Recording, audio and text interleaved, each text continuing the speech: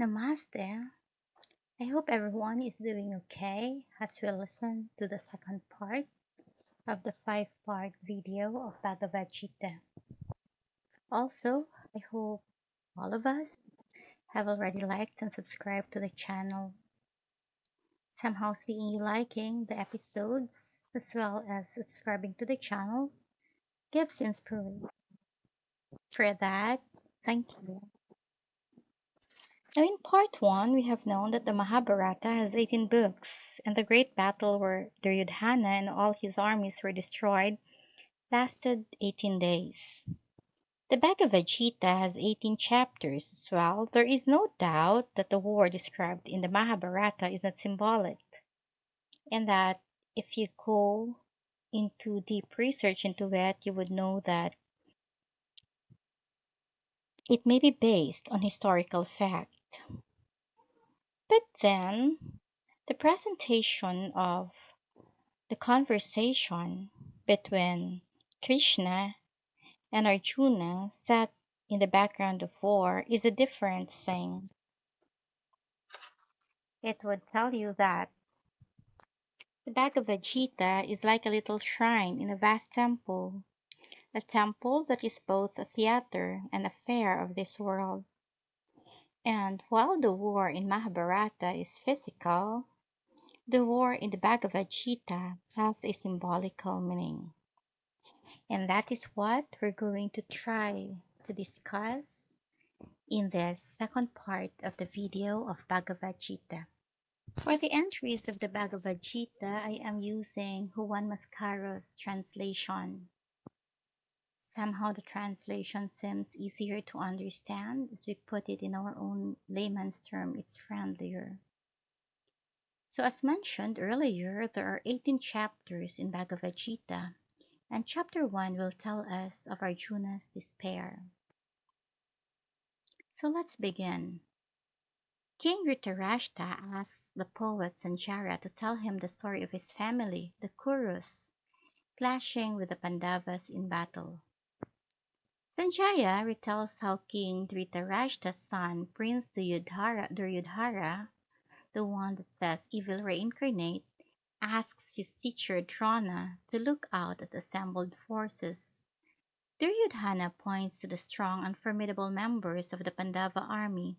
That includes both Krishna and Arjuna. Krishna was a charioteer here. He then turns to the powerful people in his own army, mentioning great warriors among them. Duryodhana proudly proclaims the Kuru army is limitless, whereas the Pandavas are much smaller. The Bhagavad Gita will tell us that sometimes strength does not come from number. Perhaps it comes from things like loyalty and love.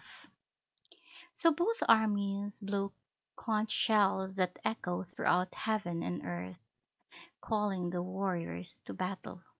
So you see, it's a great battle. If the Iliad is familiar to you, then it must be like that Iliad. But of course, the Bhagavad Gita looks older. Arjuna tells Krishna to drive the chariot carrying them so that they can stand between the two armies. He wants to look at the men gathered to do battle service for Dhritarashtra's evil-minded son. Krishna directs Arjuna's attention to all the Kurus ready to battle one another. Arjuna is overwhelmed with dread as he looks out at the opposing armies made up of his kinsmen. Have you ever been in the middle of any battle where two opposing armies are the people you love? How does that feel? Not wanting to fight his family even if they are foes, he tells Krishna that he seals evil omens from killing his kinsman in battle. Arjuna tells Krishna it would be better to let himself be killed in the battle without resistance than to fight this terrible battle. So chapter 1 will tell us that Arjuna does not want to battle his kins. Who would want to fight the family, your own family, after all?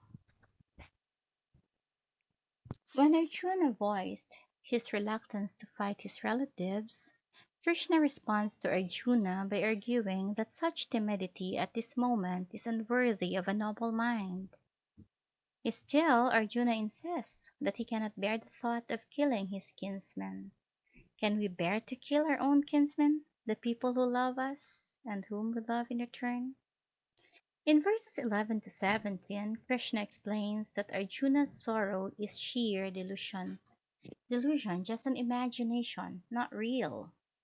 Because physical sensations are transitory, just as life and death are transitory.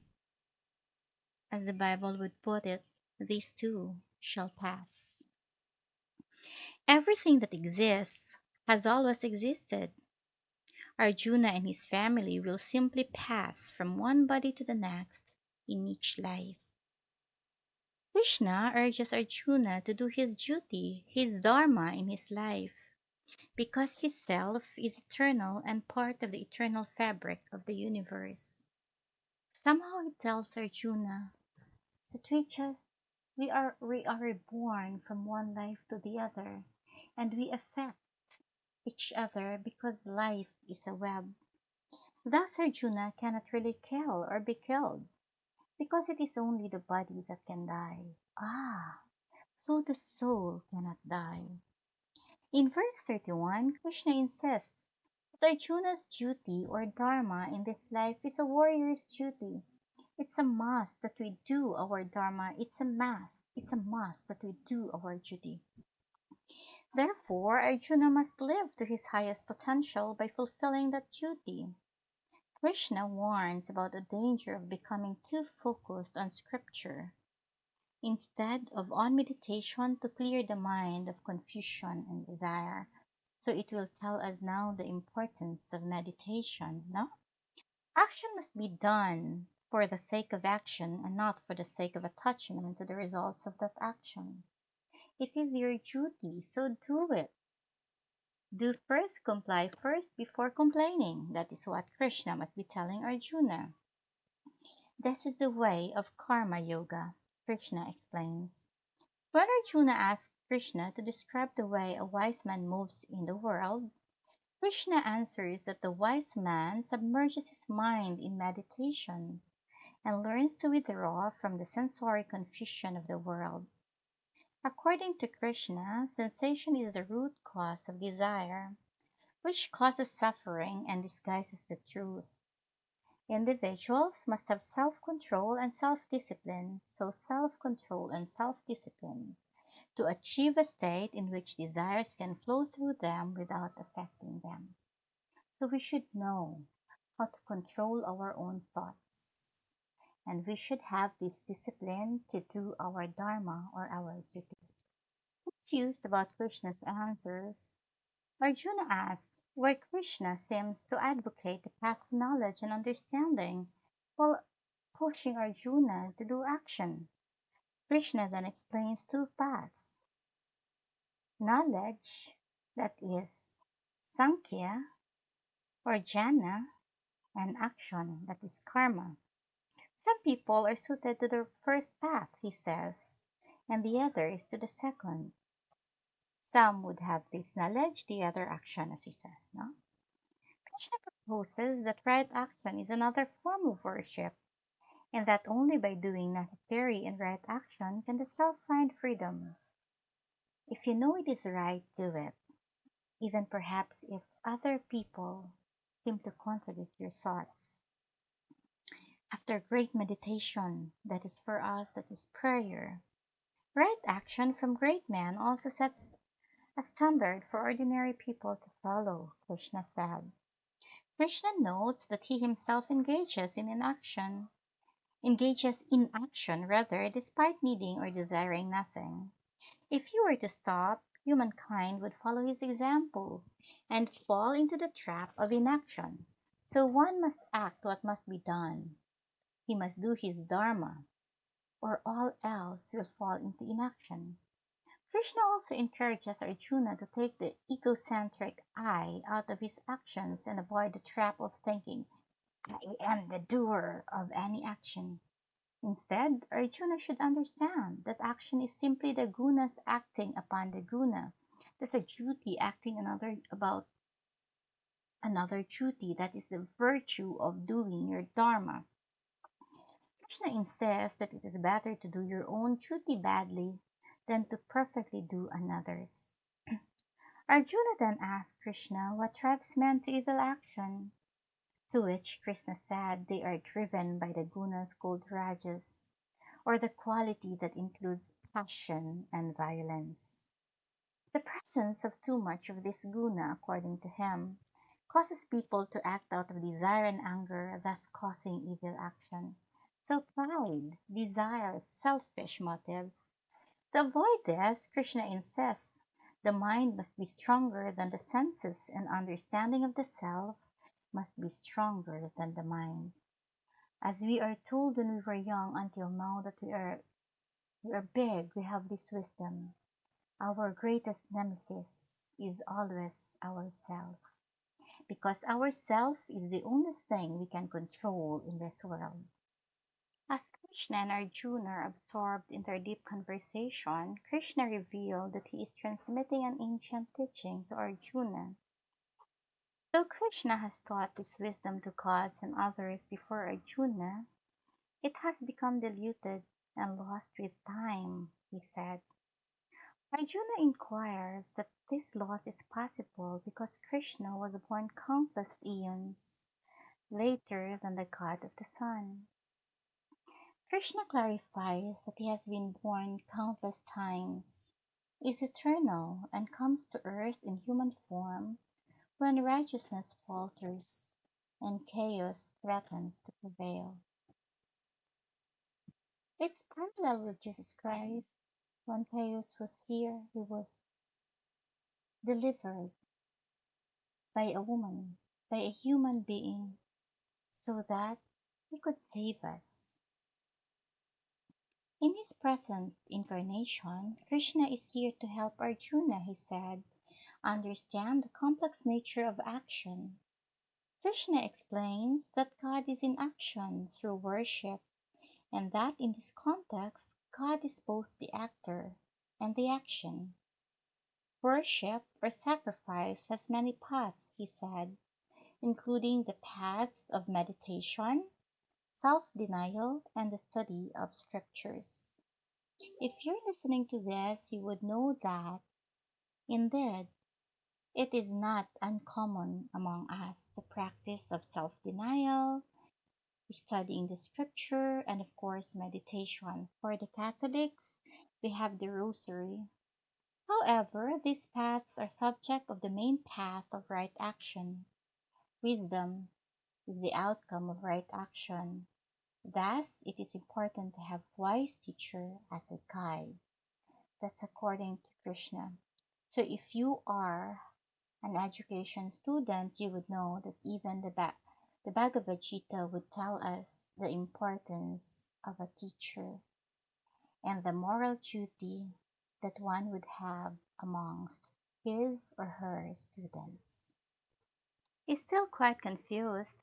Arjuna asked Krishna whether the path of renunciation or the path of action is better for him. Krishna replies that paths are good, but the path of karma yoga is more direct. The path of renunciation and the path of action both lead to the self if practiced deeply.